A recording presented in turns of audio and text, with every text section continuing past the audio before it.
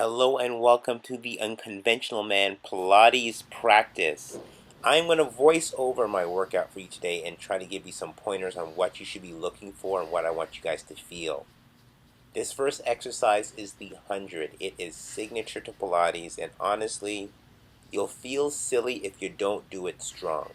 Look at the arms. The arms are fully locked out from wrists right to shoulders.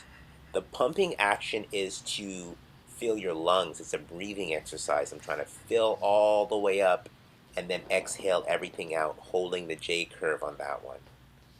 Okay, this is the roll up coming up. So you can see the work on this one is the C curve. Watch the action in the legs, how I'm pressing the legs down. To keep the legs down, you press away from the body with the heels.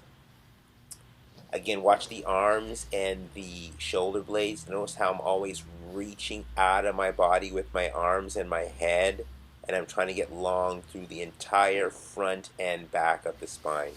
So remember, this is a scoop exercise. This is the rollover. I guess you call it the cousin of the roll up, so it's the same thing just with the legs moving. So in the first set, you're going over with the legs together in Pilates stance, and then they come as wide as your shoulders to come back.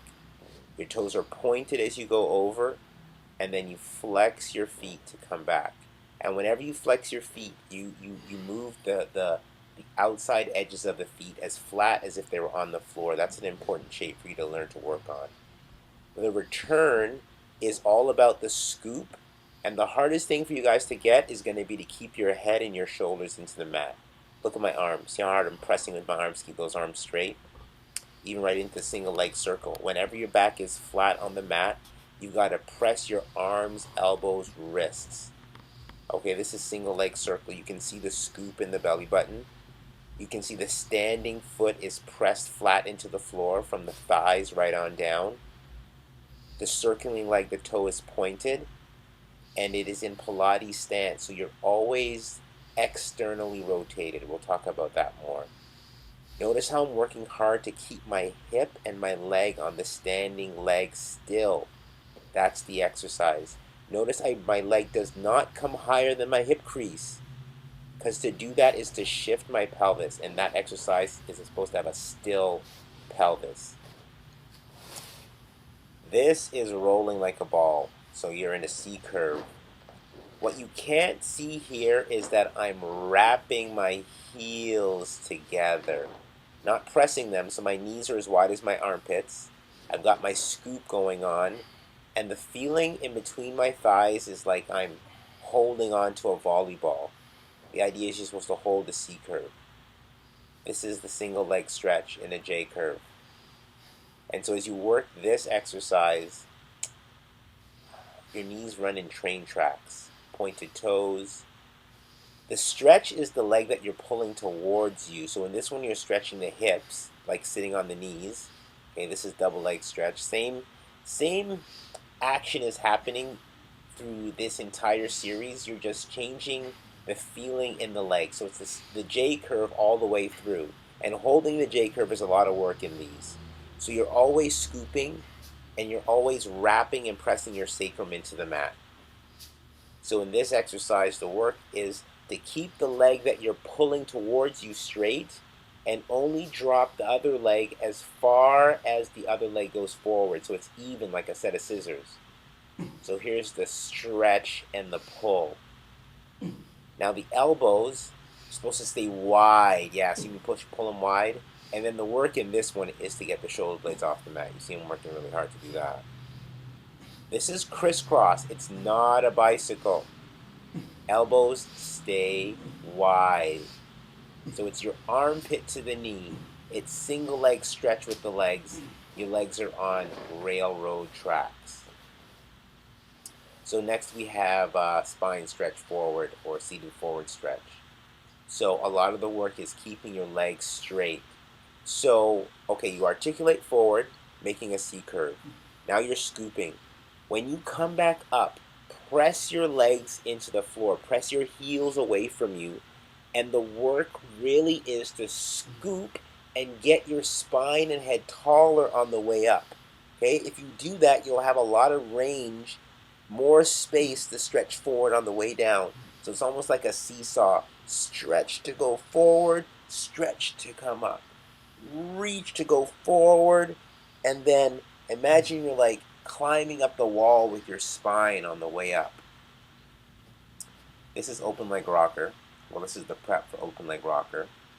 So to get your legs straight, so notice the knees stay in line with each other. The knees don't fall away from your body. Look how I'm using my arms. My shoulders are down my back. I'm using my armpit muscles to hold my knees in place, to keep them where I want them. Okay? Um, to get your legs straight, you have to scoop and really wrap the inside line of your legs together. That's the way you're going to do that. The open leg rocker brings it all together. You start with a straight spine, and then from the top of the movement, you articulate into a C curve, which is going to start the roll. So your head stays in. Now to keep your legs straight on the return, that's the real work. Because to do that, you've got to really press out firmly through the legs to hold them straight. It's a great one. This one's going to really help you open up your back and find what it feels like to really have straight legs.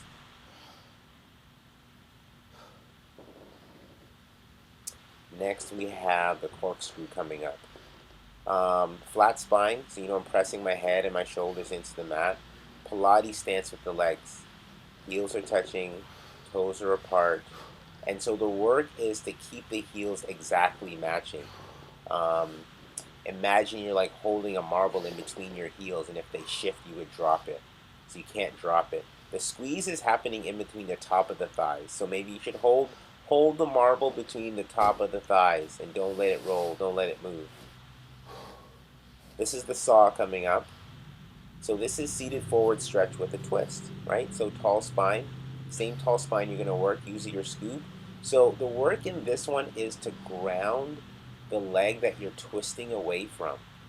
So as you twist to one side, you gotta how to explain this? Well, you keep pressing out through the heels. You kind of wrap the opposite leg away from each other, right? So um, you're twisting and pulling to one side and scooping back with the other side. The thing to pay attention to on this exercise is your feet. If your feet stay still, then you're doing well with the saw. Oh my gosh, we finally get to turn over. So you can see I do a little couple of stretches in between. And yes, you got to get your stuff out the way, guys, because you're going to need to press your pelvis into the mat. So that's actually really, really important. You won't feel comfortable any other way. So watch my legs. Notice how I press the tops of my toes, pointed toes, into the mat.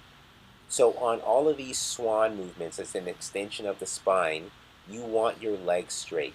That's what you got to focus on, okay? So just like in seated forward stretch, or open leg rocker, you're going to point your toes, wrap your heels towards each other, scoop your belly button in. That's the big part. And then press your pelvis into the mat.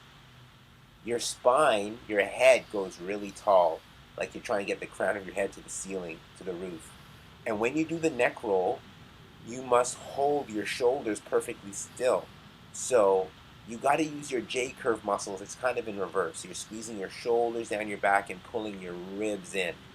But that action, so there's a constant action in this entire back extension series where you're pushing your legs away and you're scooping your ribs in and you're kind of reaching away from your body.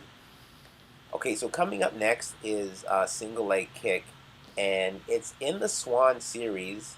But unlike Swan, so you know how Swan, it's just you're just lifting up. Like it's easy to keep your shoulders down your back and keep your spine tall. Okay, but when we come to the next one in single leg stretch, the danger is that once you start to move your foot behind you, your leg behind you, you're gonna want to drop your shoulders. So as your elbows are on the mat, you're pushing your elbows into the mat, pulling your shoulders down your back, scooping your belly button and ribs off the mat. Okay? One leg stays straight with the knee straight, and the other leg is bending. This is double leg kick. Okay, this one is going to be work. It always is. If I start from the top of the body, you press your ear and your shoulders and your elbows into the mat. So there's a bit of a rotation happening in there. Belly button scoops in. Your hips press into the mat. Your knees never touch the mat. In fact, the higher they are, the better. Your heels are touching, okay? And so the work is to scoop your belly button, pull your heels into your butt, and keep your knees off of the mat. So it's bend knees, straight legs, bend knees, straight legs. Yeah, that one will make you want to hit this next one, which is rest. So I want you guys to notice how rapidly I went through that. You don't always have to go that fast. In fact, I recommend you go slower when you start.